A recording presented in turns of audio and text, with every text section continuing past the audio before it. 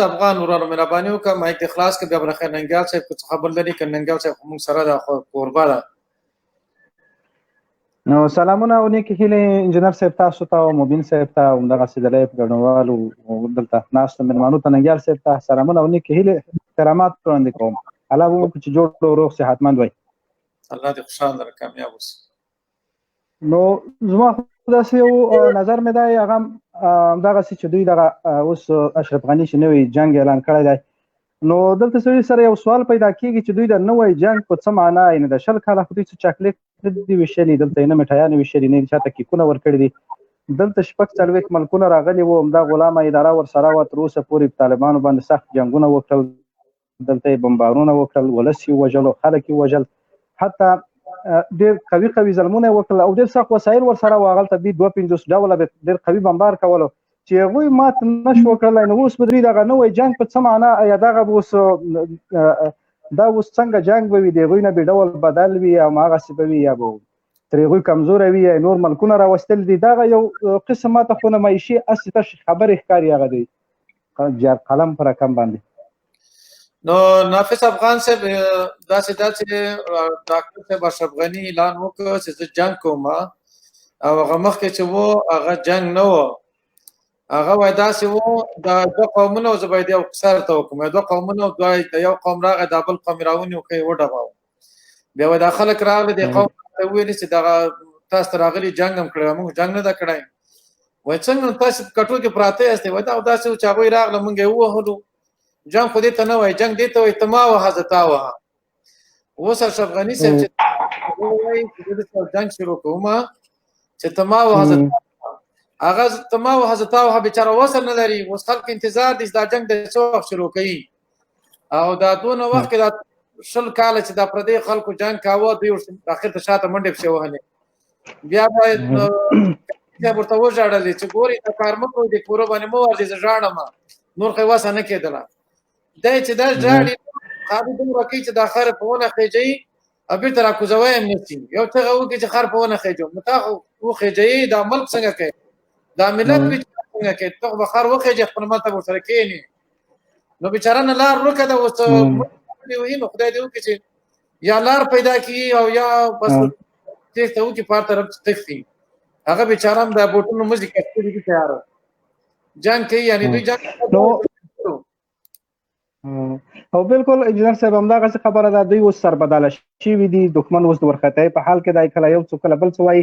نو حقیقي همدغسې خبره ده او بل مې دا ویل چې کله هم د کابل اداره چې کله داسې یو ناوړه پېښه رامنځته کوي لکه پرون په شفاخانه باندې چې برید وکړو دا بله ورځ د دې هدف دغه وي چې کله هم دوی یوه داسې ناوړه معامله کوي یو وارې خو دوی دغه جعلي پروسه د انتخاباتو رامخکې کړله هغه د دوی خپل پلویان یې په دوکه کړل نور الحمدلله نور ولس نشي دوکه کولی هغه خپل پلویان یې دوکه کړل چې دلته یو انتخابات دي چې کله د انتخاباتو پروسه وځنډېده خیر قناعت یې ورکولو په دغه ځنډولو کې هم چې مشکلات یا او دغه ډېرې خبرې ورته کولې خو بالاخره دوی هغه انتخابات داسې یوه حد ته راورسېدل هغه جعلي پروسه یې دغسې شوله چې د خپلو خلکو سره هغه د دوی چې کوم پلویان وو یا 3000 یا 4000 کسان دي هغوی ته د دوکې ورکولو په حال کې نو بیا دغسې پېښه دوی رامنځته کوي چې د هغوی خلکو نظریه بدله کړي لکه پرون په کلینیک باندې پېښه داسې وکړله چې هغه خلک اوس ورته متوجه وو چې تاسو د ناوړه پېښه د ناوړه معامله ولې کوئ دغه رایې ولې تخریبوئ دغه 3000 دي که 4000 دي نو دا ولې دغسې کوئ د هغوی د نظریې د بدلولو لپاره یې هلته په کلینیک کې ماشومان ووژل هغلته یې په جنازه کې بم خلاص کړو همدې ته ورته دغسې پېښې ډېر ناوړه او مکار دښمن دی دوی په دې باندې ځکه ډېر مشورې کوي د رسنیو پام بدلوي د خلکو پام بدلوي خو هغه خلک دوکه کوي چې د دوی سره په چوپړ کې دي د دوی ملاتړ یې کړی دی د هغوی خلکو په سر باندې معامله هم کوي هغه خلک خرڅوي هم وژني هم د هغوی صرف د هغوی د فکر د بدلولو لپاره کولی شي چې 100-200 نفر هغلته په کلینیک کې ماشومان ورته ووژني ښځې ورته ووژني صرف هدف یې دغه وي چې د دوی پام بدل کړي نور خو دوی نه شرعي حکم مني نه د یو چا مرګ دوی ته شرعا روا او ناروا پسې ګرځي نه هېڅ دغه شی دوی پام کې نه نیسي نو د دې وجې نه هغه خلکو ته موږ وایو چې د دوی پلوي کوي د دوی په چوپړ کې لوېدلي دي چې که د ځان خلاصون غواړئ د دې خلکو د ملاتړ نه تېر شئ همدا تاسو ته د خلاصون لاره ده چې د اشرف غني د ملاتړ نه تېر شئ د نور هغه خلکو چې د امریکایانو ملاتړ یې کړی هغوی ته جاسوسي کړي د هغوی د ملاتړ نه تېر شئ تاسو ټوله موضوع خلاصه ده هېڅ مشکل تاسو ته نشته خو صرف د هغوی د ملاتړ نه پام وګرځوئ د هغوی ملاتړ پرېږدئ الله دې خوشاله را کامیاب اوسې خوشاله ورور فیصل افغان په نوم باندې مهرباني وکړه فیصل افغان په نوم چې وروره لنډ نظر دې ووایه فیصل افغان وروره فیصل افغان مایک دې خلاص کا امان الله افغان برادر بفرمایید صاحب سلام احترامات صدا میآید؟ بله صاحب انجینر صاحب جور هستین صحت شما خوب است بخیر هستین فضل خدا زنده باشی خوش باشین صاحب انجینر صاحب ما یک معمولا یک جلسه یا لایف یا صحبتایی که باشن کلا بیاین با ادب گپ بزنن سوالای خدا چون ما و شما از آدرس مردم هستیم درست است یا نه شخصی است از آدرس مردم بله ما بار دوم مهمان شما شدیم در برنامه شما آمدیم خدا کنه که یک چند سوال کوتاهی که داریم جواب بدن و همکار دیگه شما رفت شمله والا نیست فعلا در لایف روانه دار ما هستیم بخیر بفرمایید نه هدف ما است این 20 تا این قتلیامی که در شفاخانه دشت برچی شدن و همچنان قتلیامی که در ولایت ننگرهار شدن در کنر شدن حالا در گردش شدن این مسئولیت از اینا را امارات اسلامی افغانستان به عهده گرفتن آیا اینا در نزد مردم مسئول نیستن اینا قاتلین نیستن امان الله جان برادر این چند روز است که همین موضوع ما زیر بحث هستن همین موضوع این قتل عام که چی شد در شفاخانه و در جنازه در ننگرهار شد این دو تا داعش گفت که ما کردیم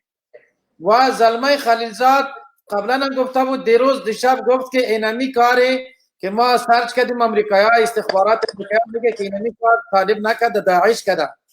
ولی طالب میگه که ما نکردیم و طالب هیچ وقت نگفته که ما کردیم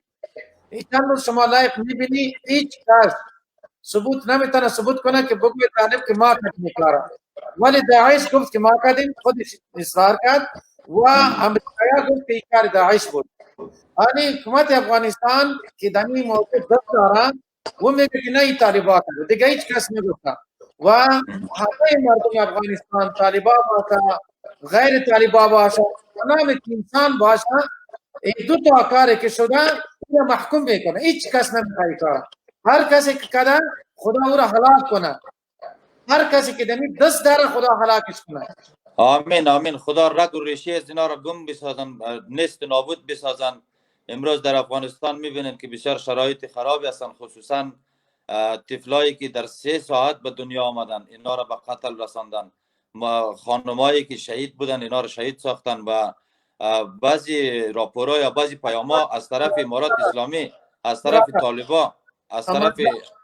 امان جان پخش شدن اینا در عهده گرفتن امان جان اینمی 4 روز است که شب روز به این موضوع هستیم شما دیگه لایو خانم ببین یک دفعه که چی میگه در این موضوع بعد از اون صحبت دیگه کدام سوال داری ما یک سوال دیگه ندارم همین شمله والا اگر میگود در برنامه که یک جواب داشتیم به خاطر از اینکه اینا قاتلین بوده رهبرای از اینا قاتلین بوده تمام امارات اسلامی قاتل است قاتل مردم مظلوم بیچاره افغانستان برادر اینجا توهین نکو چون مردم اینجا برادر جان جای توهین نیست گپ میزنی خوب با احترام ننګیال صاحب مهرباني وکړه څه نظر لري څه خبره لري له خیر دې باره کې خپل تفسیر دی وکړه خیر ورنه هغه اخلو ځکه چې ډیر مننه جناب انجینر صاحب سلامونه او احترامات تاسو ته مبین صاحب ته نورو کتونکو ته الله دې چې ټول روغ جوړ صحتمن خوشاله وي د افغان په حیث باندې خو ماته ډیر شرم دی چې زمونږ د ولس او زمونږ د افغانستان فیصلې د پینټاګان او د واشنګټن نه کیږي او موږ افغانان څو افغانان چې په افغانستان کې ناست یا اوس هم د اشرف غني او د هغې نورو خولو ته ناست دي چې ودرې دا څه وایي خو زه هغه ټولو ته وایم چې د افغانستان دا خلک خپلواک نه دي تاسو که ګورئ چې افغانستان کې څه روان دي دا خلک څه پرېکړې کوي نو د خلیلزاد او د ټرمپ ټویټونه ګورئ د دغه کسانو ټویټونه مه ګورئ کوم چې دغلته ناست دي په دې رسنو کې دا بېواکه دي او دا هغه کسان دي چې دوی د خپل هدف دپاره استعمالوي دغه غني دغه څرګندونې او د جنگ عملیاتو امر کول په دې دلالت کوي چې دا کس دلته جګړه پاتې کېدل غواړي او نړیوالو امریکا ته دا ښودل غواړي چې دلته جګړه ده نو تاسو له ما نه مه ځئ، لکه څنګه چې روسانو د دې نورو کسانو زارۍ ورته کولې، اخر کې هغوی انجام تاسو ولیده. ټولو افغانانو نه مې هیله دا ده چې خیر دی یو بل ته کنځل او بد رد مه وایئ، د افغانستان زموږ او تاسو په شریکه دی. دا افغانستان به نن 50 کاله بعد هم وي او مخکې مو نه د غني به څوک وپېژني نه به دا نور مشران څوک وپېژني. د یو څو فاسقو مشرانو په سر باندې د افغانستان ولس ته او د سپېڅلي جهاد ته او مجاهدینو ته بد رد مه وایئ. دا افغانستان دی او دا موږ او تاسو یو. د دې کسان میلمانه راغلي 2001 کې میلمانه به واپس لاړ شي، څوک به هم نه ویني. بې ځایه تنقیدونه، بې ځایه پوښتنې او بې ځایه کنځلې یو بل ته مه کوئ. دا د حل لاره نه ده. لکه څنګه چې د هزاره ورور راغی د چا عکس چې شاته لګولی او دی دومره ظلمونه کړي دي چې کتابونه پرې ډک دي، خو دا خاموش ناستو او هغه چا پسې خبرې کولې چې هغوی براله وویلې چې دا برید موږ نه دی کړی او دا برید موږ نه دی کړی، او بیا هم د کابل حکومت په دې ونه توانېده چې څېړنه وکړي او یو دسپاک غوندې طالبان استعمال کړل، خپل لاس یې پرې پاک کړ چې دا طالبانو کړی، حالانکې هغه ورته وایي چې ما نه دی کړی او دې ته هغه خبره راورسېده چې خلیلزاد ورته وویلې چې دا کار طالبانو پورې اړه نه لري او ځان سم کا او څېړنه یې وکړه او سولې ته نور خنډونه مه جوړوه. دا د یو افغان په حیث باندې ما ته ډېر شرم دی چې د یو د یو ملک سو کالډ ولسمشر چې دی ورته ولسمشر وایي د هغې دپاره یو درنه څپېړه ده، خو که چېرته خیاطان په دې پوه شي خو بیا هم خیاطان هغې ته هم پرتوګونه ګنډي او بار بار کوشش کوي چې دغه شرم په یو څه پټ کړي. نو دا شرمونه پټوئ مه، راښکاره یې کوئ چې څه خبرې ورسره یې هغه ته یې مطرح کړئ. کېدای شي موږ یو حل ته ورسېږو. دا په دې معنا نه چې یو سړی غلط کار وکړي ته هغه پټ کولی چې یاره حکومت یا افغانستان په سخت حالاتو کې دی، په سختو شرایطو کې دی. په تېر 20 کاله ډیموکراسۍ موږ همدې خلکو په همدې وغولولو. اوس وخت د دې را رسېدلی چې ټولې مسلې اوس را برسېره کړو، خبرې پرې وکړو او حل لارې ته ورسېږو. نورو میلمنو ته هم ښه راغلاست وایم، ملګرو ته به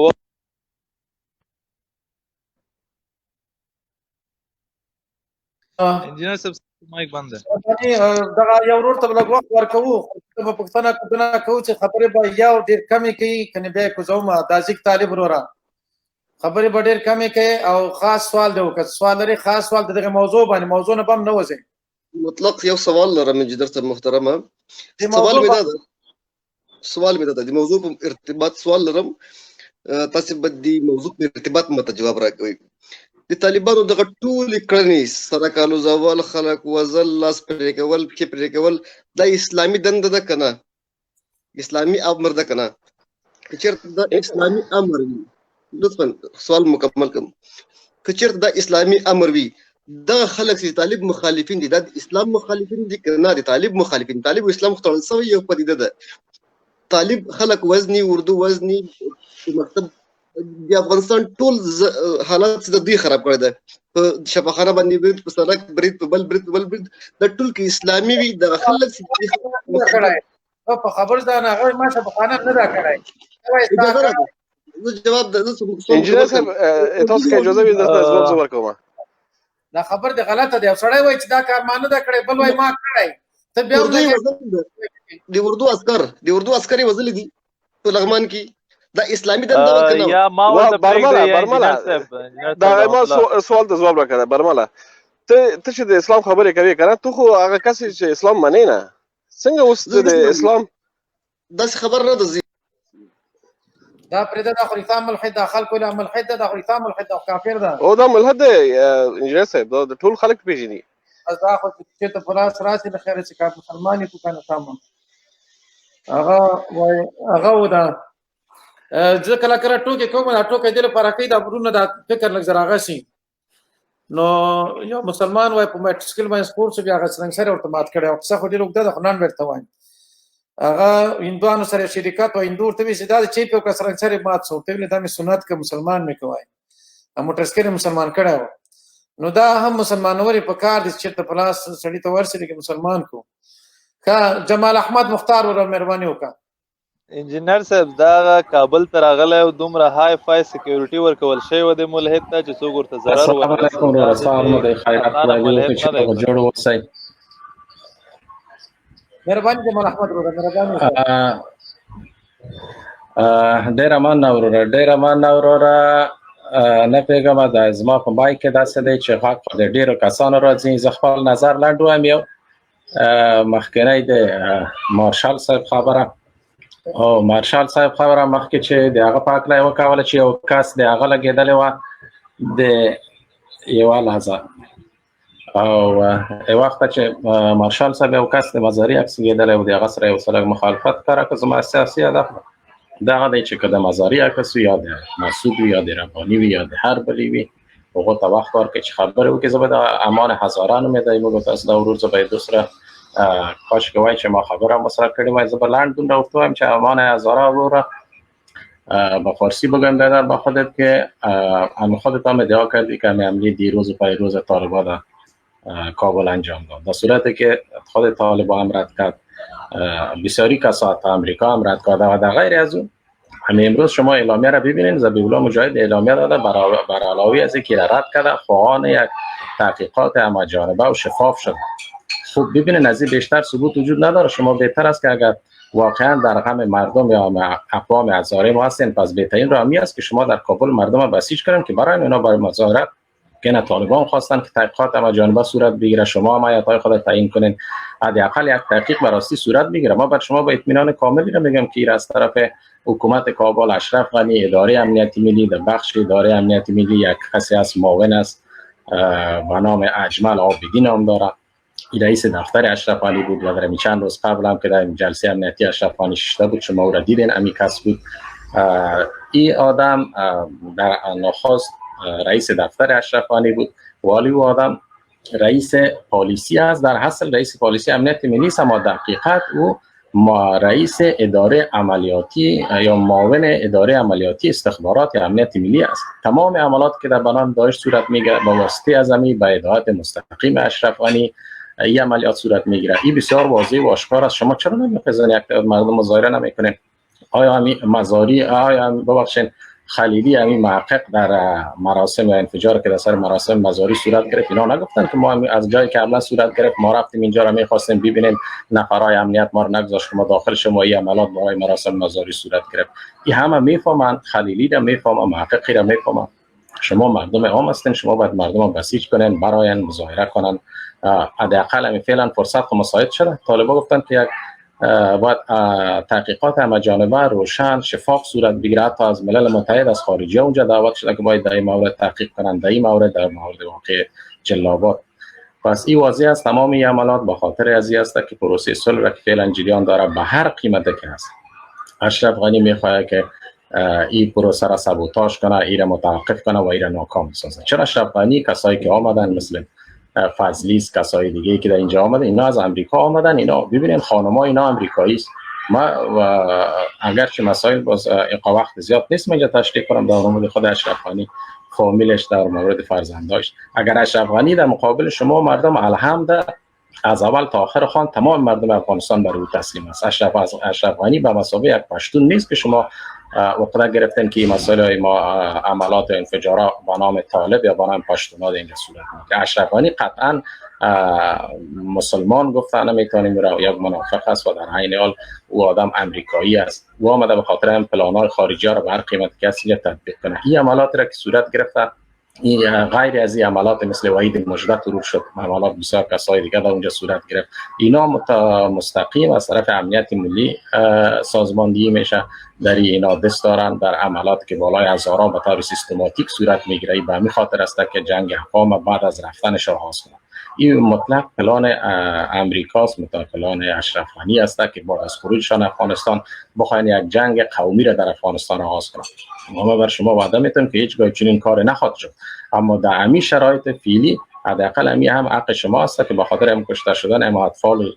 کسایی که پیشتر خواهید گفتید 2 سال از تولدش نمیشه به خاطر حق طلبی از زمینا شما برای شهر برای مظاهره کنید که باید یک دقیقه مجانبه صورت بگیره. چرا امروز هزارها قتل عام میشه یک عکس العمل نشان نمیده. تشکر. وقت زیاد از همه نمیگیرم از همه سپاسگزاری میکنم. تشکر برادرم. زنده باشید. خوشحال کامیاب اوسئ. الله دې خوشحاله لرم. ډیره مهرباني کامیاب اوسئ. وګڼم کېدای احمد شاه احمدي صاحب مهرباني وکړه. السلام علیکم. سلام. څنګه انجنیر صاحب کې جوړ برابر ہے تکړه اقراری دا وخت تیریږي.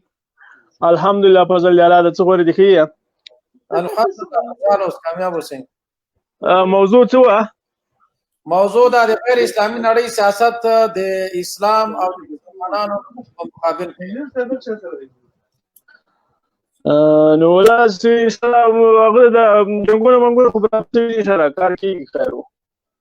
څنګه دا بل کار روان ده کنه ان شاء الله کار خو روان ده خو چې هغوی څه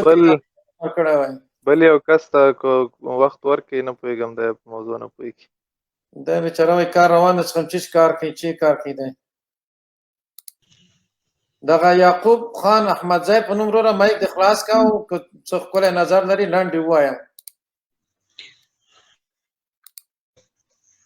مهرباني وکړه یعقوب خان احمدزی غږ مې درځي بالکل راځي یا انجینر صاحب بیګا دی مهرباني حکومت خو د جنگ اعلان وکړو حکومت د جنگ اعلان نو تاسو به هغه څه خیال ورسره کوئ هغه چې جنگ به ورسره کوئ په چادري په برخه کې کنه تاسو به خط اچوئ او په میدان باندې نو تا ولیده پرون د ګردیز حالت دې ولیده که نه ګردیز کې څنګه جنګ ورسره وکړو ګردیز جنگ دې که لیدلی وي پرون هغسې جنګ ورسره کوي صحیح شوه دا ورور سید عبیدالله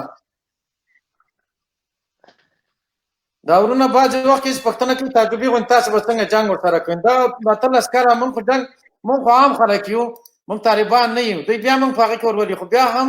تاسو دا اتلس کاله نه ویني دا جنګ څه قسم روان ده چې ته اوس پښتنه کې تاسو به څنګه جنګ ورسره کوئ خو دا اتلس کاله لګیا دي که نه تر اوسه تر ویده وي ویښ وي چېرته وي ته تر اوسه خبر نه اوس خبرې کوي سید عبیدالله وروره مایک د خلاص کړه سید عبیدالله وروره مایک د خلاص دا مهرباني وکړه سید عبیدالله سید عبیدالله دا ورور خو مایک کار نه کوي وروره مظلوم افغان په نوم باندې مهرباني وکړه مایک د خلاص کړه خپل نظر دې ورکړه وروره نور موږ هم د سټوډیو وخت په نور ختمېدو باندې ده سټوډیو نور بندونه السلام علیکم انجینر صاحب زه یو دوه پوښتنې لرم مهرباني وکړه یوه ده چې د امریکایانو سره که نه کوم تړون شوی و که نه دا خو امریکایانو د خوا نه مات شو څو ځلې بمباري وکړه او ورسره په کې د بندیانې خوشې نه کړل نو طالبان اوس ولې د امریکایانو خلاف ولې نه جنګېږي چې یوازې د افغانستان د اردو خلاف جنګېږي دا سوال که جواب کوي بیا به بل سوال ته راشم مهرباني داسې وکړه که درې واړه سوال دوه درې سوال لرې ټول ووایه یو ځل به جواب درکړو نه نه بل سوال دې ووایه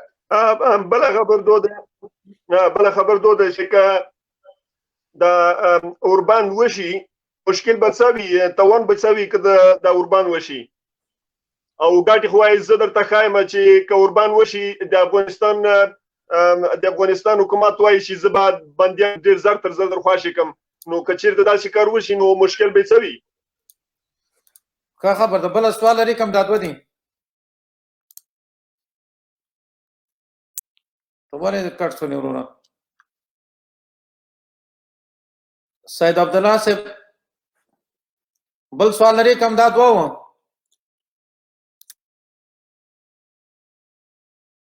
کټ شو ښه وروره تا دغه سوال که یې موږ سره سټډیو کې غږ اورې اول دا ده تا ویلې چې امریکا د طالبانو سره په خپل ژمنه باندې ونه درېدله طالبان د دې مقابل کې ولې جنګ نه کوي او د افغانستان حکومت سره یې کوي له تر اوسه پورې خو طالبان او امریکایان خپلو کړنو ته ژمن دي او امریکایان چې دي بعضې دوه مخی سیاست کوي خو له تر اوسه پورې داسې کار نه ده کړی چې هغه د دې وړ شي چې طالبانو سره بیا جنګ شروع کړي او هغه کوم معاهده یې چې کړې هغه ماته شي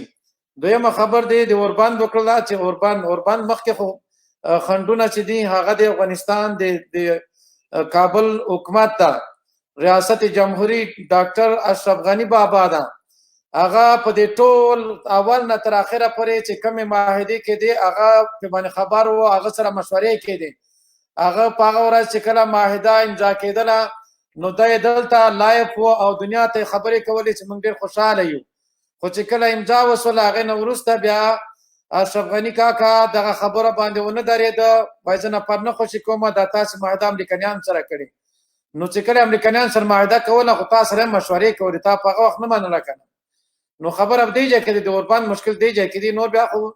موږ د عام خلکو نظر درکوو د اوربند او د نه اوربند په اړه. نو خدای دې وکړي چې سوال دې حل شوی. مهرباني وکړه وروره.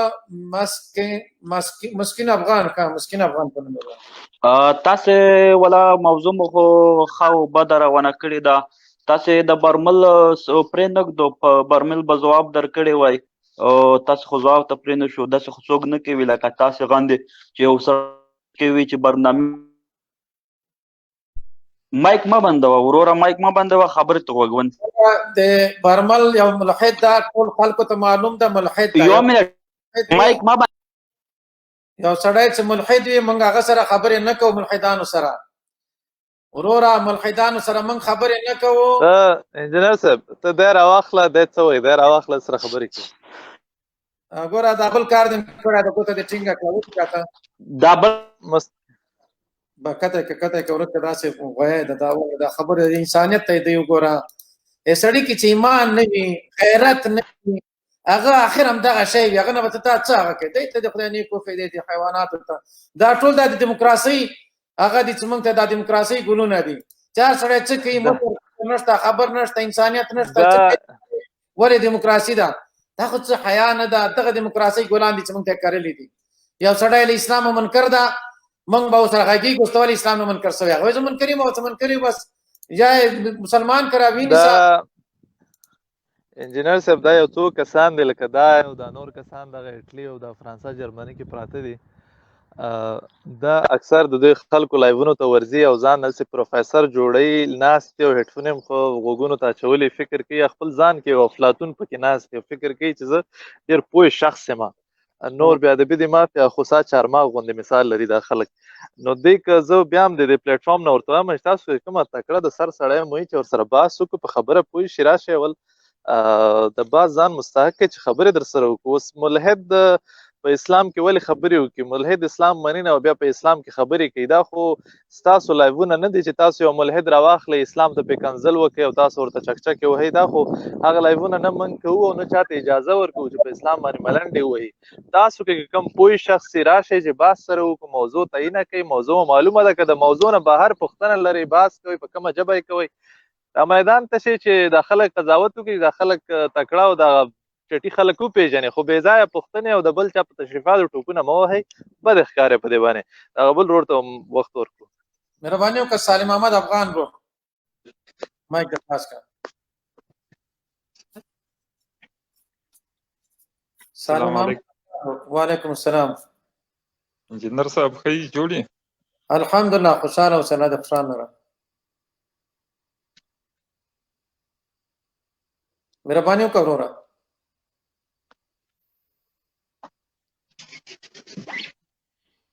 سالم احمد افغان وروره مهرباني وکړه.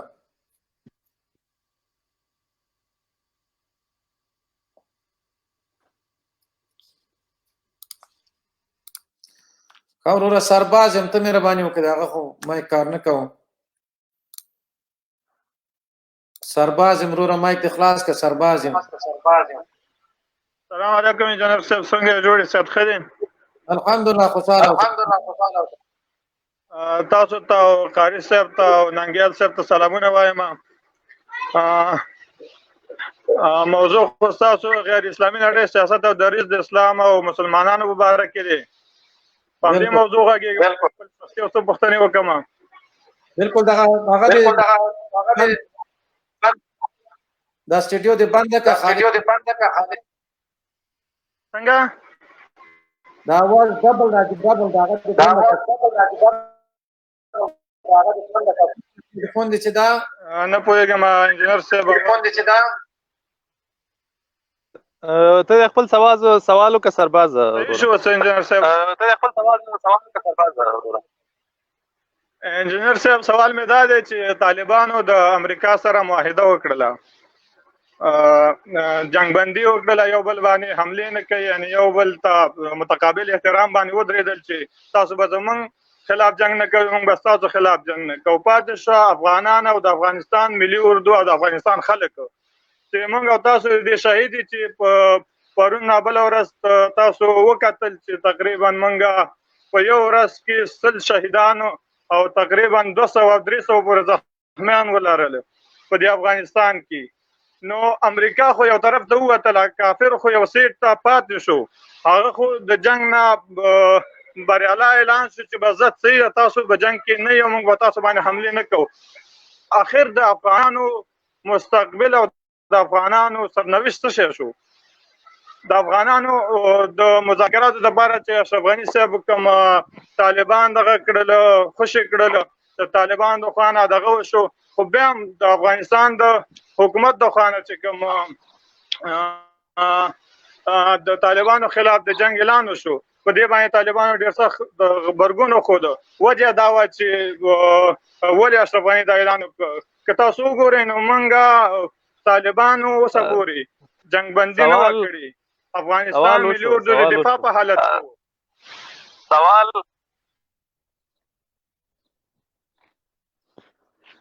ها سرباز صاحب اجازه ده انجینر صاحب زور سره دوه خبرې وکم.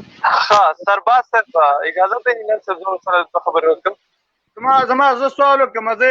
واره دا خپل دغه وکم چې اوس ګورئ افغانستان ملي اردو د افغانستان فوج د دفاع په حالت. سوال مکمل. ننګیال صاحب جواب ورکړه، ته مهرباني وکړه.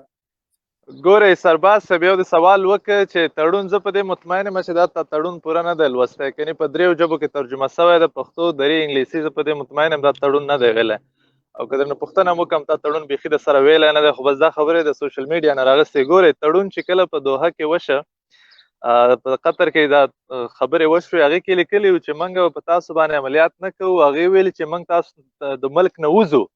دا تړون د وتلو شوی، دا تړون د ډزبندۍ د امریکا سره نه ده شوی. البته د افغانستان د حکومت سره دا خبره هلته واضح شوې ده چې 15,000 بندیان چې څومره زر خلاص شو. ګوره په 19 مارچ باندې دا خبره وه چې دا بندیان به خلاصېږي، موږ به بین الافغاني مذاکرات ته داخلېږو. خو څنګه چې دا تړون امضا شه، په سهار باندې اشرف غني کېناسته، ویل چې زه بندیان نه خوشي کوم او ځان نه ماشوم جوړ کړ، زه دې وکړه چې زه بندیان نه خوشي کوم، ما سره تړون کې دا خبرې نه دي شوي. کني هغې نه مخکې په میاشتو په کلونو ده ویلي چې زه د ټولو خبرو ټولو جزئیاتو نه خبر یم. اوس افغانستان دولت که چېرته خپلواک وی، صحیح وی او د بل چا لاس کې نه وی، خو دا بندیان به خوشي کړی وی، فکر به کړی وی چې راځئ د 20 کالو د یو تحفه به د ملت ته وړاندې کړو. هغه بچیان چې د امریکا د اشغال لپاره جنګېدل، هغه به زه خوشي کړم او دا خلک به هم خوشحاله شي، طالبان به هم راشي، خبره به سره وکړو. دا پرېږده چې خلک قضاوت وکړي چې اشرف غني په حقه دی که طالبان په حقه دی. خو بیا هم د اشرف غني په وینا باندې دی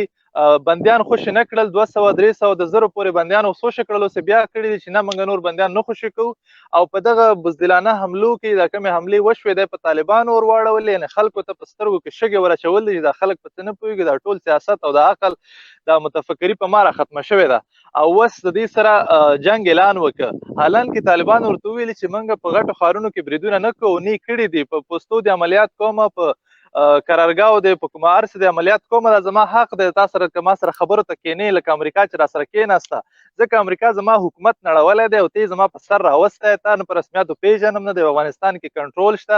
او نه په ټولو ولایتونو کې ستا پوستې شته او نه رانه ته هلته درېدی شي او نه رانه کار کولی شي. په دې بنا ته باید 15,000 بندیان خلاص کړي، ټول مشترکه ګوندونه راشي په افغانستان د خلکو په مسؤلیت باندې چې هغه خلک هغه حکومت نه کې به نو خبره به وکړو. په دې کې که تاسو اسلامي امارات خوښې ده، جمهوریت مو خوښه ده، ډیموکراسي مو خوښې ده، څه شي د افغانستان ملت خوښه وه، هغه حکومت باندې موږ کار وکړو، راځو به یو ازاد او خپلواک افغانستان کې به زندګي کوو، همدغه حکومت مو مخ وړاندې بوځو، دغه ادارې به دغه پولیس به دغه اردو به دغه کمانډو به امنیت به نور به مخکې کېږي، نور به پیاوړي کېږي، نور به د پینټاګان او د واشنګټن امر نه اخلي، زموږ د تاسو د سلطنت لاندې به کار کوي. دا خو څه بده خبره نه وه. اوس چې ته د فیسبوک او د څو ټامیانو خیاطانو خبرې د ځان سره ذهن کې کېنول دي او دا ځان ته منطق او دلایل ګڼې، نو دا خو ستا بې کفایتي ده، دا ستا بېظرفي ده. ته باید خپله تړون ولولې او د نور کارنامې ولولې او بیا تحلیل وکړې د یو انسان په توګه، یو سالم انسان په توګه، که ته عقل او شعور ولرې. خو بې ځایه خبرې، بې ځایه نیوکې، دا د نفرت آمیز خبرې مه کوئ. راشئ سولې ته خبرې وکړئ، سولې ته څوک خنډونه دي هغې نه هغه بربنډ کړئ دی خلکو ته چې ویې ګوري.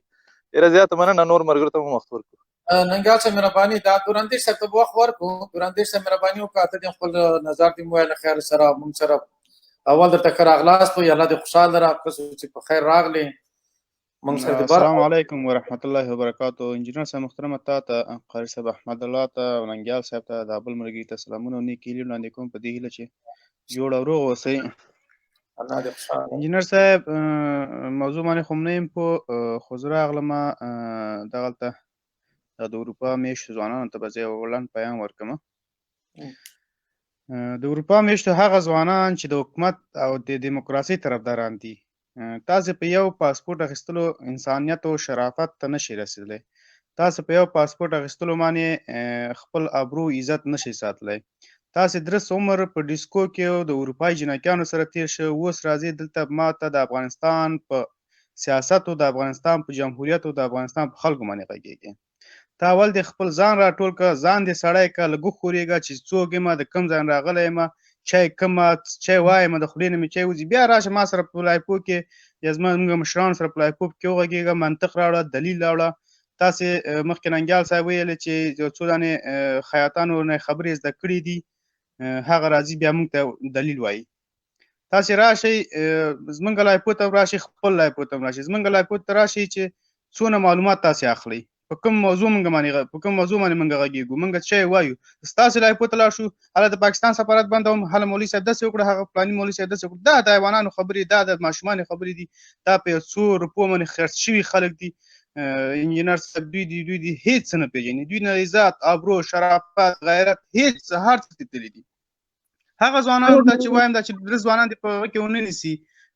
هغه ځوانان د حکومت او دیموکراسۍ طرفداران دي. او بل انجینر صاحب اول په عمر صاحب جمال لایف کې تا ته نه پوهېږم کوم چا سې اخطار خو نشي درکولی، خو خوله یې مرداره کړې وه. هغه خلک از ما اواز اوري، زه به اوس اخطار ورکړم. استانبول زیتون بنو 48 سرک بلوار سرک ده 58. زه راشئ دغلته ما ته موږ تاسو ته نورو ښځه معلوموو، که نر غیرت یا د پښتني ډېر یو ډېر بدلي زما شماره زما هغه زما دلته زه په منصور باندې مشهور منصور نوم واخله، بس تاسو زیتوني پېژني دا چې ورته ما ته نورو ښځه معلوم کړو. بیا لاړ شه انجینر صاحب ته، اول ما مړ که بیا زه مړ شم بیا لاړ شه انجینر صاحب ته یا نور زما مشرانو ته لاړ شه. مننه انجینر صاحب، وخت دې نه نیسم. الله دې خوشحاله را کامیاب اوسې. الله پاک دې تا غوندې مجاهدین ځوانان مبارزین موږ ته ژوندي لري. او دغه خلک چې هم نشي کولی، هغه ډارن دي، ډار نه چې وایي هغه بېادبي دې ما پې وایي، سپي ته یې ویلي و د هغه پې ولې وایي، زه خو خلک ډاروم. نو دا شاته یې څه درز دروز جوړ کړی وایي، خپل هم ډارېږم. دوی مخې ته غاپي، شاته یې داسې درزاری د غوبل ده چې په ځان خبر نه دي. انجینر صاحب دلته په یو دوه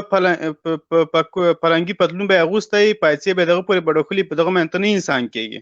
ته راشه چې تا ته انسانیت درښیم، ته راشه تا ته زه غیرت درښیم چې دلته معلومه کړو چې تاسې دغلته هم څوک شته دي. اصل لرې نه اخطارونه څه کوو، ناغ ناغه اخطارونه ورکوو، وایه زه امریکا ورانوم، خو راشه ورشه نږدې نه ورانه کړه که نه. ځه الله دې خوشحاله الله دې صحت درکړي. کور ودان انجینر صاحب، خوشحاله شو. ننګیال صاحب تا نه مننه، خیر اوسې. ډېره زیاته مننه انګریز صاحب، سلامت اوسې. مجیب وروره مهربانی وکړه. مجیب السلام علیکم انجینر صاحب، چی حال دارین؟ شما خوب هستین؟ الحمدلله فضل خدا، شما خوب هستین؟ سلامت باشی. سلام بر برادر ما ننگیال صاحب و دوستایی که میشنون. 3 پیام دارم. یکی بر برادر آزاری ما رو میکنم به خاطر که نمیخواین اینا صلح بیاید افغانستان، چون من میگم دی جوی آب نیست، این میگه آب است. من میگم آب نداشت دیروز، این میگه نه آب آمده. طالب میگه ما این کار نکردیم، این میگه این کار طالب کرده قاتل ملت است. طالب میگه باید تی جستجو شد که مردم بفهمن که کار که کرده.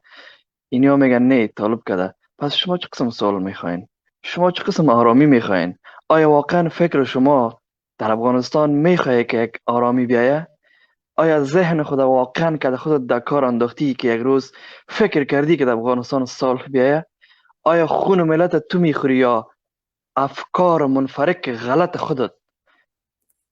تو با خود مبارزه کدام امروز کردی؟ لطفا خواهش میکنم با لیاز خدا بس کنین دیگه. ای چال و فریبتانه تا کی ادامه میتین؟ ای به جای نمیرسه. لطفا خواهش میکنم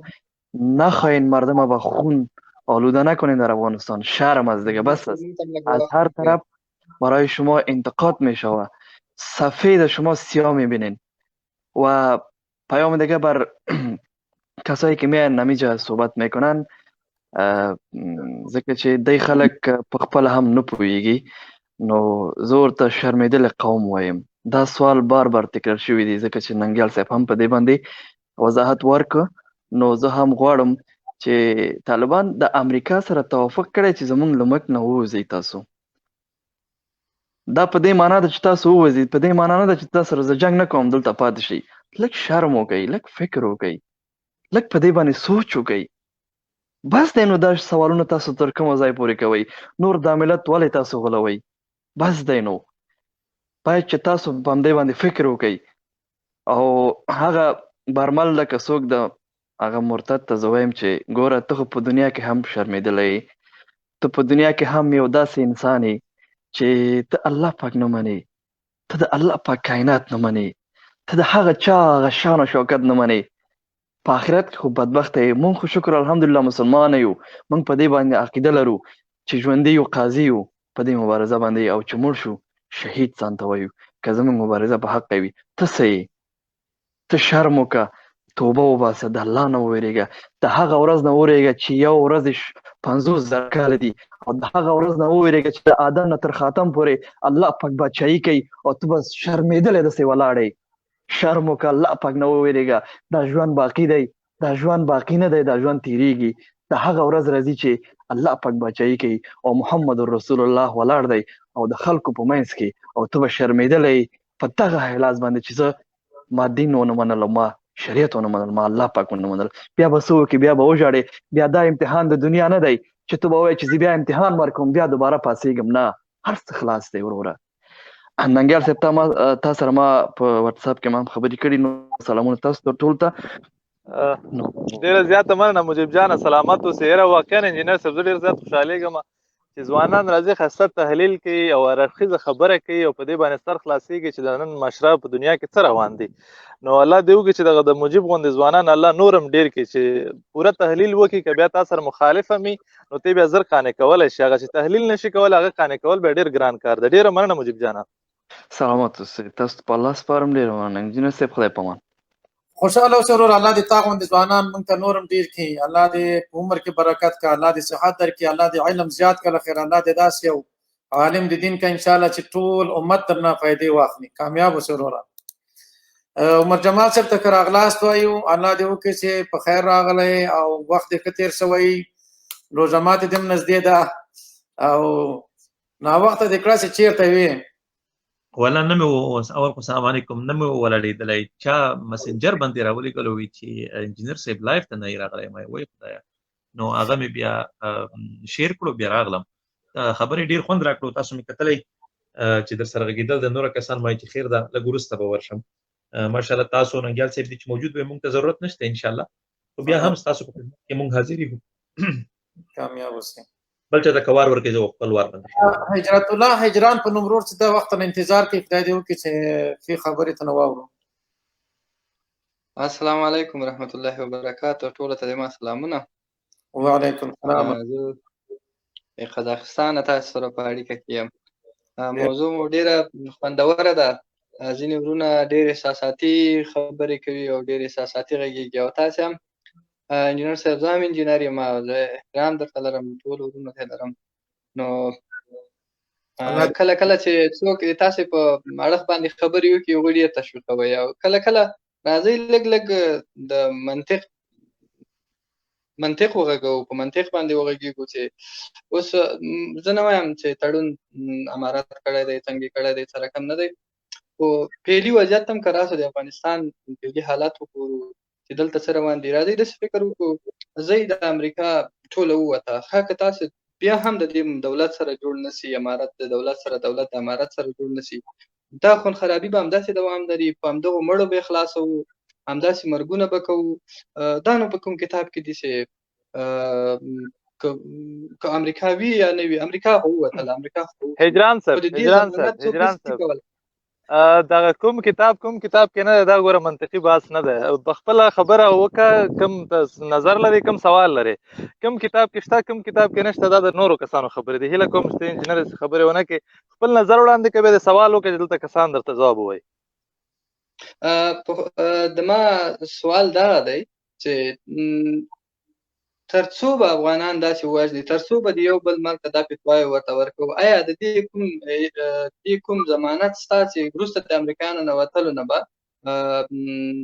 طالبان افغانان نه وژني او افغان ځواکونه به طالبان نه وژني نو زما سوال همدغه و چې آیا د دې څه تضمین شته د آیا تاسو داسې فکر کوئ مننه ګورئ سمه ده ما سوال واغسته انجینر صاحب تاسو ځواب ورکړئ انجینر صاحب هجرت الله الله د خوشاله لره که نظر لري موږ په دغه نظر راجګ سوي یو چې څو پورې به افغانان دغه قتل او قتال په موږ تاسو کې روان دي امریکایان لکه روسان چې لاړه ووتل موږ په خپل منځ کې پرېښودو جنګ ته همداسې امریکایان هم تښتي او موږ تاسو بیا غم ته او جنګ ته پرېږدي اوس باید په دې پوه شو چې اصلي دغه د جنګ لامل څه شی ده موږ خپله هر سړی هر افغان باید په دې باندې پوه شي چې طالب څه غواړي او حکومت څه غواړي په دې حکومت کې څه قسم خلک ناست دي په طالبانو کې څه قسم خلک ناست دي آیا په دې حکومت کې څه خلک ناست دي د دې بچان دلته په دې جنګ کې موجود دي که د دوی بچان بهر دي او دوی د کنکریټونه ځانه تاو کړي دي فوجونه تاو کړي دي او ځان نه ساتي او طالبان چې دي د هغوی بچان په دې جنګ کې شته که نشته هغوی خپله په جنګ کې داخل دي که نه دي آیا طالبانو غټ غټ بلډینګونه یا نور ملکونو کې سرمایه گذاري کړي دي که نه دي کړي آیا د افغانستان حکومت کې څوک د دغه نور ملکو کې سرمایه گذاري کړي که نه ده کړي دغه پیسې له کوم ځای راغلي دي د دغه اصلي علت څه شی ده زما خپل تحلیل دا ده چې څو پورې په افغانستان کې دغه غاصبین چې حکومت غصب کړی ده حکومت رانیولی ده څو کسانو په خپله خوښه حکومت کوي انجینر صاحب د افغانستان سرمایه د غوږ ونیسه دا سرمایه بهر وړي دغه خلک به هغه نه غواړي صلح نه غواړي او که هغه خلک چې هغه نه سرمایه لري نه کوم د دنیا دپاره کوم کار روان کړی ده ورونه یې شهیدان سوي دي بچان یې پکې شهیدان سوي دي او لګیا دي د اسلام د راوستلو دپاره د اسلامي نظام د راوستلو دپاره د الله د احکامو د پوره کولو دپاره هغه اسلامي مسؤلیت لپاره کولو دپاره کار کوي آیا هغوی به ملامت وي د دغه صلح نه راوستو کې او که هغه څوک به ملامت وي چې هغوی خپلې شخصي ګټې او خپل دغه کوم مالیات چې دوی لري او کوم قدرت چې لري دغه ساتلو دپاره جنګ کوي او صلح نه غواړي کوم طرف به د دغې دغه تحلیل د افغانانو وکړي مهرباني انجینر صاحب ډیره مننه ډیر ښه نظر دی ورکړه خو که چېرته د ماته داسې لږ وخت راکړې زه همدغه یوه خبره کول غواړم زه بلکل دا منم چې په دولت کې ډېر داسې مسایل سرمایه ګذاریانې وکړلې د ملت په وینو باندې سرمایه ګذاریانې وکړلې بلند منزل یې واخیستې خارج شو دا هغه ټول منم خو زه دغه وایم چې د افغانستان دغه جګړه چې اوس روانه ده دغه ته حلاله ویل یا دغه ته مثلا نور خلک تشویقول تر هغو لکه تاسو وویلې چې روسان ووتل جنګ یې موږ ته پرېښود خو د امریکایان به همدغسې ووځي او جنګ به موږ ته پاتې خو که څوک دا خلک آینده د جنګ دپاره تشویقوي او آینده جنګ روا ګڼي نو د دغې مسؤلیت به د چا پر غاړه وي هر هغه څوک چې جنګ کوي د اسلام په احکامو سره هغوی نه روان او جنګ شرعي بڼه ونه لري جهاد نه وي نو که چېرته موږ اوس ووایو صحیح دی یو چا به غلط کار کړی وي صحیح دی یو څوک به غلط کار کوي خو که موږ هغه نفر نور هم تشویق کړو مثلا په دې کې یو نفر حتما ناروا دی یا د دې ډېرې لکه جمهور علما لکه ټوله دنیا کې موږ داسې اورېدلي دي نورې هغه فتواې موږ نه دي لیدلي خو میډیان او د ډېرو خلکو نه مو اورېدلي چې د افغانستان جنګ ناروا بللی خو صحیح دی امریکایان چې ووځي دغه جنګ چې کوم په افغانستان کې روان وي او دغه خلک چې کوم وژل کېږي د دغې خدای پاک ته به د دې څوک جوابګوی وي انجینر صاحب تا ډېر ښه سوال درته وایي چې دغه جنګ چې د منځ کې روان ده دغه جنګ به الله ته څوک جوابګوی وي دا چا دا فتوا ورکړې چې په افغانستان کې جهاد روا ده دغه فتوا خپله اسلام ورکړې ده چې د کفارو په مقابل کې جنگ روا ده بیا داسې کافر چې هغه حربي کافر په د تا په ملک باندې د تا په ناموس باندې حمله وکړي اوس اول موضوع دا ده امریکایانو سره جهاد روا په دې خو ټول متفق دي په دې خو هېڅوک منکرېدی نشي ځکه چې موږ په ملک باندې اشغال کړی د منګه په ناموس ته بد کتلې دي د منګه سرمایه دې ټول اخیسته ده د منګه ازادي موږ نه اخیسته ده چې د امریکایي موټر مخ روان دي تاسو به لیدلې په افغانستان کې وخت تیر کړی به هیڅ کله نږدې ورته د افغان ګاډی نشي ورتللی امریکایي کې افغان په لغت باندې خېږي افغان ورته څه نشي ویلی دې معنا دا ده چې منګه د منګ ازادي اخیسته دغه خلکو مقابل کې جهاد مطلقاً روا ده اوس راځوي تا خبرته ته وایي چې د خپل منځ کې چې کله جنگ کیږي د خپل منځ کې جنگ چې روان ده مونږ د دغه خلکو نه دا څوک چې د بهر نه راغلي دي بچان هم نور ملکو کې دي او پیسې وړي دي مونږ وایي پیسې خو وخت کړي بچان هم کړي دي خو تاسو هم ځئ نور پرېږدي دا ملک نه ولې دغه غریب ملت نور بیچاره ملت ولې هلاکوي تاسو ځئ دغه خلک پرېږدي چې څوک دلته اوسېږي د چا اولادونه دلته دي د چا دلته اقتصادونه خرابېږي څوک اسلام غواړي افغانان د شریعت مخالف خلک نه دي افغانان سیکولریزم نه غواړي افغانان نه غواړي چې ښځې ونر دي په یو ځای کې ډانسونه کوي دا افغانان نه غواړي نو دا چې موږ نه غواړو دا سیکولرانو ته وایو او هغه چاو ته چې د خپل سرمایې وخت کړي افغانستان لوټ کړه نور ورته وایي قدرت نور څه کوي همدغه موږ کړه په مخ همکا موږ اوس امریکې ته هم دا وایي چې د خلک ځان سره بوزه او دوی ته هم وایي چې وروره ټکټونه وکړي او ډازونه مازونه ورته تیار کړو ځئ وروره د عمل پرېږدئ هغه چاته چې هغه حقیقت افغانان دي اوسېږي همدلته ژوند کوي اسلام غواړي د اسلام لپاره قرباني ورکړې ده مخکې طالبانو نه 1.5 میلیون شهیدان یعنی باید په جنگ باندې او په وزلو باندې دوی وایستل شي یعنی دوی سره باید جنگ وشي دوی باید مړه شي که دوی نه وځي دوی باید مړه شي مطلب دا ده دوی ولې په جنگ وځي دوی باید وځي نور بس ده کنه خپل موږ تاسو باید ورته وایي چې وروره یعنی که نه وځي که چیرې ونه وځي په خپل رضا ونه وځي یعنی دوی د افغانان چې دلته څوک پاتې دي دا باید مړه شي د دوی مرګ یعنی روا ګڼل کېږي دا ورور کله هیڅ کوم څوک داسې نه وایي چې د مړه شي دوی د توبه وکاږي او قدرت نه تیر سي چې وروره موږ قدرت نه غواړو موږ نور افغانان وژل نه غواړو موږ ډیر وکړو دا کارونه پیسې هم ټولې کړې قدرت هم درلوده اوس تا نه زه پوښتنه کوم آیا دغه نظام چې دا اوس لګیا ده په دې 18 کاله کې دوی په امن راوسته په افغانستان کې دوی افغانان ته کوم خدمت وکړ دوی خو افغانان نور هم هلاک کړل کنه دا در بدره د اوس اروپا کې د هلکان ځوانان ګرځېږي دغه خلک ولې ګرځېږي دغه درسونه ویلي دي بیچارهګانو څوک ورته کار نه ورکوي کار چاته ورکول کېږي چې څوک هلته ناست ده خپل زوی خپل تره زوی خپل هغه د نفر د غلامان هغوی مقرر کوي ته د دغه خبرې مخالف که موافق د افغانستان د ځوانان ځي دا چا لاسه ځي دا خو طالب له لاسه نه ځي کنه دا خو د بیکارۍ نه ځي کنه دا خو د افغانستان کې کار نشته کسب نشته دا دومره میلیارډونه پیسې راځي دا څه سولې دا ولې بیرته وکړل شي دا میلیارډونه حساب ورسره وکړو د خلکو سره د کینو دا موږ تاسو انجینر صاحب ما ته که یو منټ اجازه راکړئ مجمع سے مهرباني وکړئ خبرې وکړئ مننه انجینر هجران صاحب دوی سره مونږ خیر د تعلیم خبرې وکړو انجینر هجران صاحب تاسو د لاسه مو وتلو که څنګه شو حاضر انجینر هجران صاحب تاسو سوال که زه غلط نه وم پوه شوی دغه و چې که د امریکا مثلا د افغانستان څخه ووتله نو د هغې نه پس ته به هجران صاحب تاسو وایئ چې د جنگ به د حکومت او د طالب ترمنځ دغسې روان وي تاسو دغه سوال دی که نه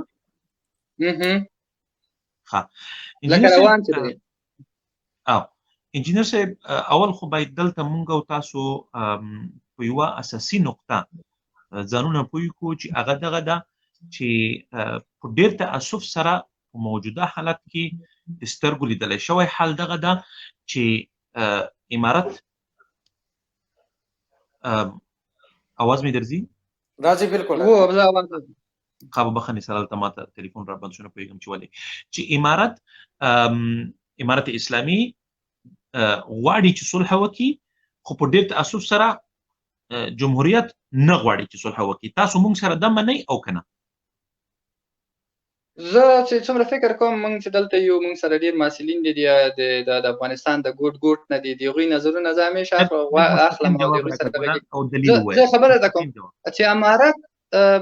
شاید د مونږ جنوب طرف دا ډیر ومني لکه خپل هم زه د هغوی خودخواه یم منل مه کوه ګله خپل منطق ووایه ته ماشاءالله تعلیم یافته سړی او انجینري ماشاءالله خپل منطق وای خلک پرېږدي خلک په ډېری خبرې کوي داسې خو کومه په ټامیانو پسې ګرځو امارات خو خوارج شول به کنه هغه ځان ته خبره ده ګوله تاسو خپل منطق ته راشئ او داسې ماته وایي ګوله چې د سترګو د لیدلو حال او هغه چې مونږ ګورو او هغه چې زمونږ په لاس کې دي د هغې د دې حالاتو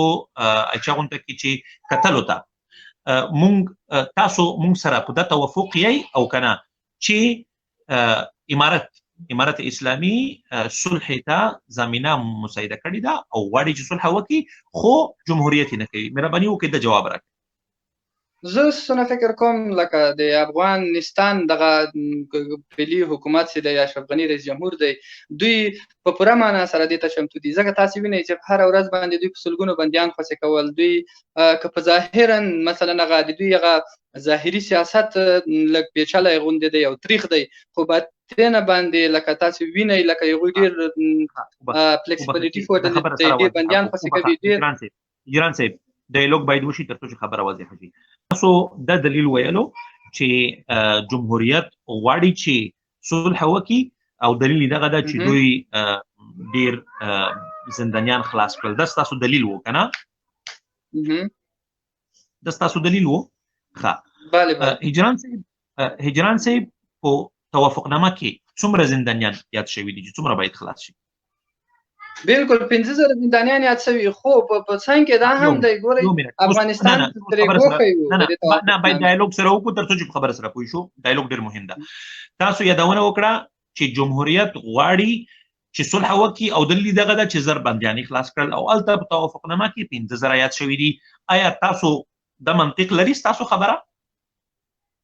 ګورئ دغه توافقنامه د افغانستان دولت سره نه ده سوې دا چې بیا د وروسته د څه نه پېښه زه داسې نه وایم چې افغانستان دولت مکمل اوس باید بل سوال ته واوړو انجینر صاحب تاسو ته په اول کې یادونه وکړه انجینر شاه محمد صاحب چې د دغې توافقنامې د لاسلیک کولو په وخت کې او د هغې نه مخته خلیلزاد د افغانستان جمهوریت سره هر څه واضح کړي او دوی په ټول جریان کې موجود او دوی کله توافقنامه لاسلیک کېده دوی خوشحاله ټول ډیټیلز دی ته معلوم وو نو کله چې د هر څه معلوم وو په هغه وخت کې دوی چېرته ولې نه وي چې د موږ نه منو ګورئ تر اخره پورې که کومه توافقنامه یا مثلا دوی تر اخره پورې توافق نه و کړی بعد له ډېرو فشارونو نه چې نړیوالو ملل متحد او نورو ارګانونو به په دوی باندې فشار راوړ بیا دوی دې ته راضي سول یعنې دوی مکمل توافق د دغه توافقنامو سره نه و کړی ځکه طالبانو امارت دوی نه غوښتي چې حتی د دوی د میز ته یا به وایي چې منلی دی یا به وایي چې نه دی منلی په منځ کې به نه ځي تاسو ووایئ چې کله چې په دوی باندې فشارونه راغلل خیر ده به موږ در سره ومنو چې فشارونه پرې راغلل البته دوی ته فشار ته ضرورت نه و چونکې امریکا چې ورته وایي چې کوي بیا به کوي خو بیا هم موږ به دا در سره ومنو چې فشارونه پرې راغلل بین المللي او په دا اساس باندې دوی ومنله بیا ته ووایي چې وی منله خو کامل نه ده منلې دا خو نه کېږي ځکه چې هلته توافقنامه لاسلیک کېږي مهرباني وکړه منطق وغږوه هجران صاحب موږ او تاسو به په یو بل سترګې نه پټو واقعیت ته به ژمن شو او واقعیت ته به چا غونته کې چې سر کېږدو او هغه دغه ده چې حکومت غواړي چې دغه پروژه اوږده کړي د صلح او خنډونه پکې جوړوي نو موږ باید پړه په طالب نه ور واړو یو منلی شوی حقیقت ته چې طالب غواړي داسې فکر وکړئ عمر جمال صاحب چې زه دغه طالب زه دا نشم ویلی چې زه اوس طالب ته وایم کافر یا دولت ته وایم کافر خو زه داسې فکر وکړئ زه به داسې فکر وکړم زه طالب په پوره معنا مسلمان کافر ټول شرعي اصول مراعات صحیح زه داسې وایم چې ښه حکومت دغه رقم یو کار کوي مثلا 15,000 بندیان نه خوشې کوي یو طرز العمل زر په لاس کې ورته نه لري یا مثلا کومه پرېکړه داسې ورسره نه ده سوې 200-300 خوشې کوي خو دا حکومت دا کار وکړو په څنګ کې طالب د دې په مقابل کې چې مثلا وربند وکړي راسي نرمښت وښیي د دې په هغه باندې لکه افغان پوځونه وزني تاوتریخوالی زیات شوي دلته دا لازمه نه دی زه داسې وایم نه دا غلطه مفکوره ده په ډېرې بخښنې سره نرمښت خو دوی ښودلی ده په مرکزي منطقو کې دوی اوسه پوره په غټو ځایو باندې بریدونه نه دي کړي په زابل کې یو برید کړی و او څومره اکثري بریدونه چې د یا جنګونه چې دوی سره کښکیل شوي دي هغه تعرضي نه دي د طالب د طرف نه بلکې دفاعي دي لنډه بیلګه یې د علیشنګ ولسوالي وه چې په هغې کې حکومت وختل چې نوي پوستې جوړې کړي ګزاره وکئ داسې مه کوئ هجران صاحب حقیقت ته باید چا غونډه چې حقیقت باید پټ نه کړو، د ولس ته غلطې خبرې باید ونه کړو. موږ او تاسو تعلیم یافته خلک یو، باید په منطق وغږیږو. ستاسو اخري سوال ته زه راځم، بیا به نوره بل چاته وخت ورکړو چې خفه نه شي. ستاسو سوال دغه ده چې که چیرې امریکا ووتله نو طالب او حکومت په منځ به دغسې جنګونه وي. موږ دلته وایو چې زمونږ غوښتنه د انجینر صاحب او د نورو ملګرو د اسلام پال مبارزینو غوښتنه دا هیڅ کله نه ده چې جنګ د وشي، خو دوه طرفه په جنګ کې سره ښکیل دي، او که چیرې دوی صلح په منځ کې نه سره کېده نو ظاهره خبره ده چې جنګ به روان. خو موږ غواړو د خدای نه چې صلح په منځ کې راشي، خو موږ د صلح پړه په حکومت ورچو او دا یو واقعیت ده. هجران صاحب ډېره مننه چې راغلې سټوډیو ته. مننه خیر. اهلا وسهلا. صابر صاحب لاندې نظرونه دی وایي له خیره سره چې د سټوډیو بندو له خیره. بالکل صحیح ده. السلام علیکم تاسو ته، انجینر رحمت الله ته او عمر جمال صاحب ته، دا بل ملګري ته چې نوم یې زه نشم ویلی چې شی د سادات ده، دوی ټولو ته او تاسو له لایف له طریق نه ټولو ته سلامونه وایم. او زه دلته اول راځم ګوره انجینر صاحب ته همیش د ما وخت نیسې او ما ته وایي چې زر که موږ او تاسو ټول یو فکر یو مفکوره یاست. ته چې په اخره کې راځې موږ څه وکړو، په وخت راځه که نه زه هم په اخره کې او جمال صاحب پرون له تا نه ګیله لرم څه بس ښه تود و، زه دې قطع کړم. د ډېر وخت واخیستی و، خو خیر ده اوس نن وخت ډېر اخیستی و جمال صاحب، خو هغه آخر نیمه دقیقه کې ما خپلې خبرې ټولولې او زه ما کوم شی کوم مطلب څه ما غوښته چې زه یې ورسوم هلته د خلکو حضور ته او ډاکټر صاحب ته، هغه متاسفانه څه هر څه ما کوشش وکړ ونه څه. نو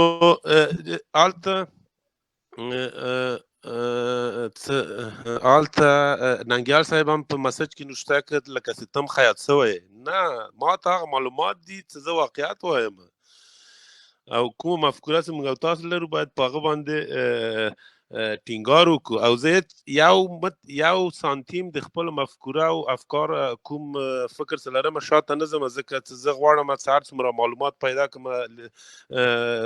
مطالعه کوم په دې معلوماتو باندې. نو اوس راځو د موضوع باره کې.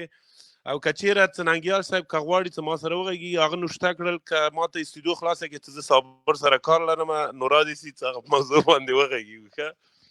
اوس که داسې نه وي بیا زه غواړم چې د انجینر صاحب کومه موضوع یې ټاکلې هغې باندې وغږېږم، نه غواړم چې ډېر وخت ونیسم د انجینر صاحب. او ته به پرونۍ موضوع ته اوس مه ځه که نه، چونکې موږ د دوی په سټوډیو کې یو او دوی غواړي چې بالکل سمه ده. موږ ته بیا وغږېږو، مهرباني وکړئ دوی په موضوع د موضوع د بحث موضوع انجینر صاحب چی شی ده که لږ ما ته اشاره وکړي دلته، خو هر سړی بحث موضوع ته نه غږېږي بیا ځي نور خبرو باندې. که ته ما ته اجازه راکړې څه دغه آخري بلې غیر اسلامي نړیوالو سیاست او دریځ د اسلام او مسلمانانو په باره کې د هغوی لپاره څه نظر لري چې دریځ لري؟ د ما نظر دا د انجینر صاحب څه بالکل غلط ده د غیر اسلامي نړۍ د اسلام په حکومتداري او د اسلام په اموراتو کې. زه راځم دې باره نه زه ډېر نه غواړم تفصیل تبصره وکړم. زه غواړم یو سوال ته زه هغه سم چې دغه مشکلات دي موږ او تاسو په افغانستان کې سوي دي، دغه مشکلات څه دغه جنګ بیرته ولې له دفاعي حالت نه تعرضي حالت ته ووته؟ دا ګوره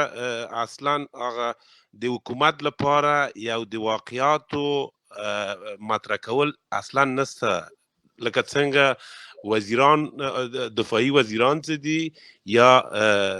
ولسمشر څه ده یا دوی ویان دوی داسې یو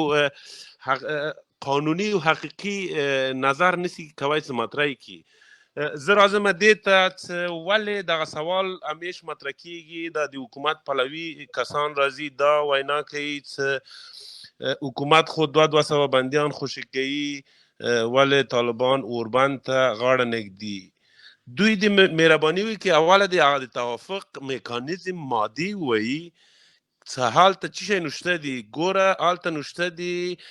لسم د هود باندې دا توافق وسه. ما خو پرون د جمال صاحب په لایف کې دا موضوع مطرح کړه چې دا د امریکا دوه مخی سیاست د ډیر نور هغه خبرو ته نه ځم، نو تنام دغه خبره باندې غږیږم کله چې دغه خلک غواړي چې طالبان نه ورباند وکړي،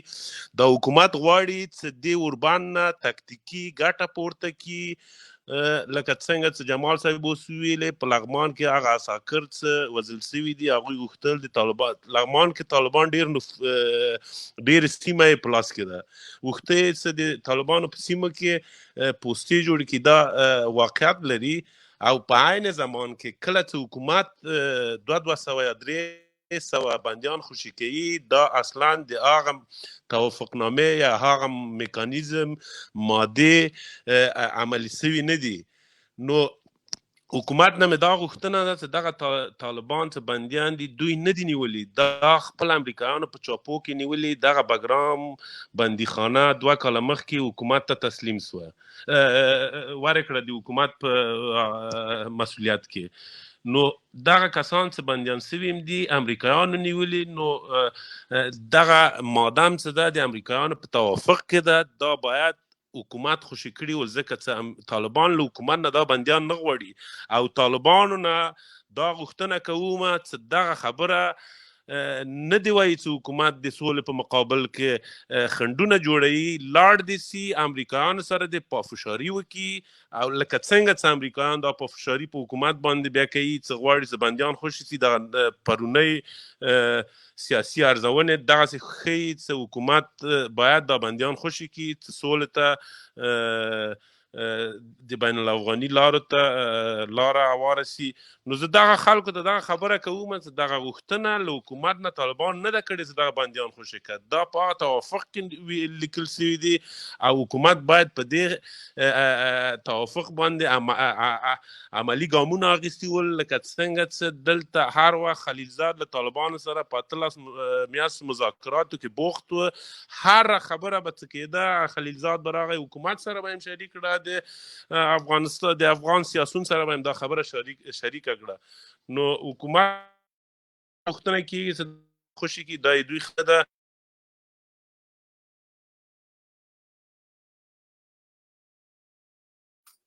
څنګه اواز دې بند شو؟ لکه چې اواز دې بند شو بیا ونه وایه چې زه کاټ کړم، ته خو زر فقارېږم خفه کېږم زر. الله دې وکړي چې بېرته دغلته انجینر رحمت الله صاحب خو لاړ، لکه چې هغه سعادت صاحب مهرباني سعادت صاحب موږ فکر 3 منټه وخت پاتې ده، نو سټوډیو بندو، مهرباني وکړه کوم خبره لري نه خیره. بسم الله الرحمن الرحیم. السلام علیکم ورحمت الله وبرکاته. ټول ورونو ته سلامونه او احترامات تقدیموم، انجینر صاحب ته، جمال صاحب ته، محترم ته او بل ورور ته ډېر ورکوټې لیکلی. انجینر صاحب دا ستا پروګرام ما تعقیب کو، خو داسې چې سره راټولی کو کوم صفحات مجازي چې ګورو یا خبرونه اورو یا د وطن نه څه احوال اخلو د تلیفون د لارې نه، نظام نه غواړي چې په افغانستان کې صلح راسي. داسې یو صلح غواړي چې مثلا طالبان راسي کابل ته سلا پرېږدي، نو هلته یو ماموریت یو مدیریت ورکړي. په دغه شکل غوندې اشرف غني صلح کوي. داسې چې مثلا په صلح راسي چې یو موقت نظام سي یا په آینده کې انتخابات وسي. اوس خو موږ تاسې د دغه شاهدان یو چې دغه هیڅ دنیا کې په ټول جهان کې 9 میاشتې 8 میاشتې انتخابات دوام ونه کوي، ولې موږ تاسې په افغانستان کې وکړه. نو دا مشکلات په افغانستان کې د حد نه اضافه دي او په مرکز کابل کې د حد نه اضافه دي. اوس په کابل کې یو رئیس جمهور هم نشته، نه لرو. 2 دانې رئیسان جمهوران موږ لرو. مثلا صالح رئیس جمهور ده، معاونین هغه بل معاون چې ایران طرف ته ده هغه هم رئیس جمهور ده. د ټولو نه مخکې دغه خانم اول چې ده هغه اصلي د افغانستان جمهور رئیس همغه ده، هغه ځان ته تشکیلات لري. په هر کې ټول حساب معلوم ده، هر چا چې زور ورسېده بس همغه راځي تلویزیون ته بیانات ورکوي. نو بله ورځ متفکرم په قرار شوی و اظهارات ورکړو د جنګ اعلان وکړ خو دغه صفحات مجازي چې مونږ ګورو دوی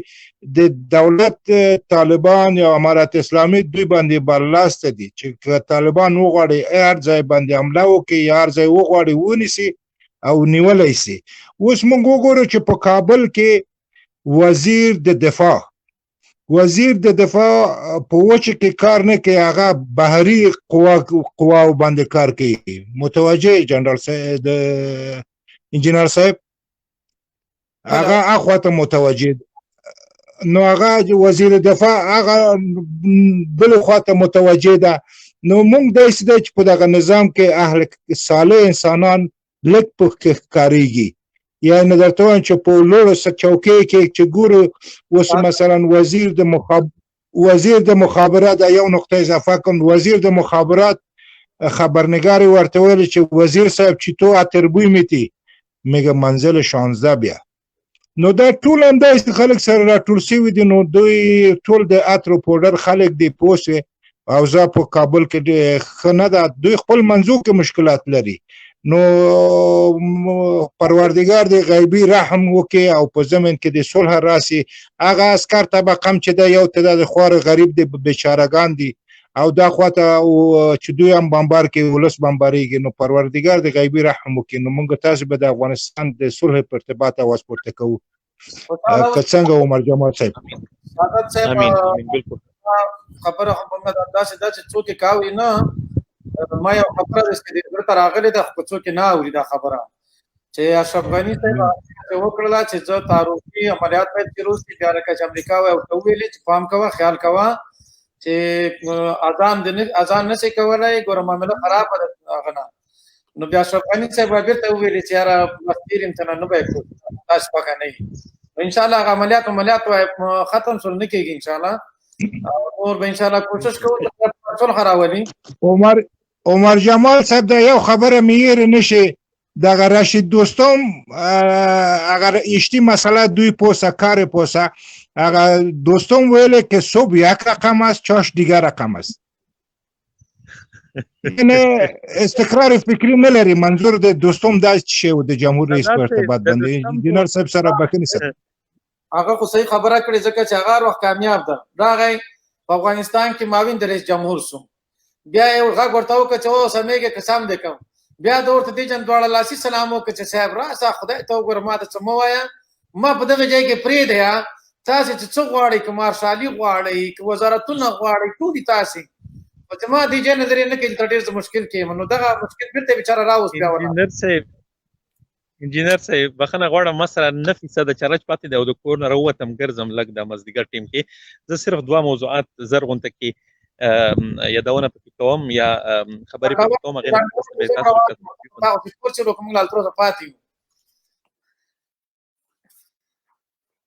مهرباني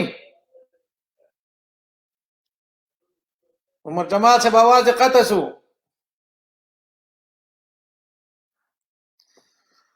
ورونو عمر جمال صاحب आवाज قطع شو که بیا را سره وصل شو خو بیا به ګورو نه خیره نورونو د موږ او تاسې نننۍ موضوع چې وا ډېره مهمه وه ځکه چې د موږ او تاسې دښمن چې ده هغه کفار دي ځکه کفار چې د ملت واحده ده او مسلمانان چې د ملت واحده ده او کفار کله هم د موږ دوستان نشي کېدلی دا د الله حکم ده دا د الله قانون ده دا د الله پاک موږ ته خبر ده چې راکړی ده چې کفار د تاسو دوستان نشي کېدلی نورونو ټول موږ او تاسې باید کوشش وکړو چې د کفارو د دسیسو نه ځان خلاص کړو او خپل افغانان یا ټول مسلمانان په دنیا کې په دې فکر سي چې باید د کفارو دسیسو نه ځان خلاص کړو او موږ ان شاء الله چې خپل کوششونه وکړو چې افغانستان کې یو اسلامي حکومت راشي او افغانستان د اسلام او د ښکلي ډاکټر صاحب محترم راغی عمر جمال صاحب مشکل دی په لاین کې ډاکټر صاحب راغی نو ډاکټر صاحب محترم د چې وخت راغلی چې موږ لایو باندې دا غږ دی اورېد که نه ډاکټر صاحب اورم کنه سټډیو د تفریده مثبت شروع کېږي انجینر صاحب اورم ستا خبرې اورم ودرېږده چې موږ عمر جمال څه وایي د ده ډاکټر صاحب تا آواز هم نشته زه خو نورونو الله تاسو خوشحاله لاره خدای دې وکړي چې موږ سره په دې هغه کې برخه اخیستي او وخت یې موږ سره ښکلی او الله دې وکړي چې د موږ د لایف د خپل رضا د پر د الله پاک وګرځي. الله دې د افغانستان د صلح لپاره وګرځي. الله دې هغه څوک هلاک کړي چې افغانان هلاکوي. الله دې هغه څوک هلاک کړي چې د افغانانو د وینو پیسې اخلي، د افغانانو وینې خرڅوي، د افغانانو حریت خرڅوي. هغوی د الله پاک هلاک کړي او الله دې افغانستان ته یو خوشحاله، کامیاب او ښه سرلوړی شرعي نظام راولي. افغانان دې خدای پاک په خپل قدرت کامله سره نور په داسې یو د امن او د یو ښکلي افغانستان، آزاد افغانستان خاوندان کړي چې افغانستان کې ښه په خوشحالتیا، په امن او ښه په مینه او محبت وخت تېر کړي. نورم په آخر کې په لویه لاس سپارم، روژه ده، کامیاب اوس، خوشحاله اوسئ. ډاکټر صاحب راسره ده، که غواړي چې کومه خبره وکړي نو موږ ورته ښه راغلاست وایو او انتظار به وکړو. ډاکټر صاحب محترم نه لرئ، زما غږ لکه تاسو نه لرئ.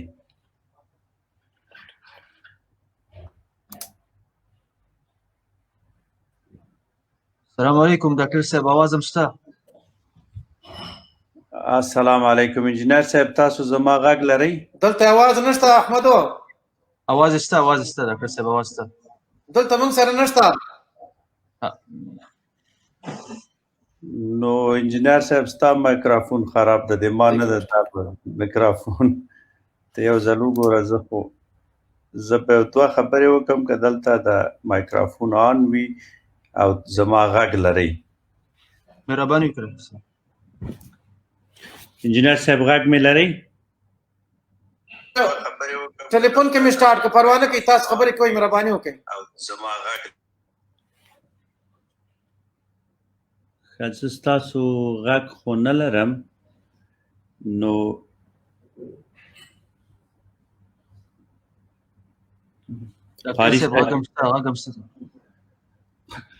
قاری صاحب او انجینر صاحب السلام علیکم ورحمت الله وبرکاته. وعلیکم السلام. اجازه راکړئ زه هم ستاسو د عنوان په متعلق یو څه خبرې ولرم. مهرباني. پرته له شکه چې نننۍ ورځ او عصر کې د مسلمان امت په منځ کې داسې یو رهبر او داسې یو شخص نه وینم چې دوی د اسلامي نظام نه دفاع وکړي یا د مسلمانانو د عزت او د آبرو نه دفاع وکړي. که زما تاسو غږ لرئ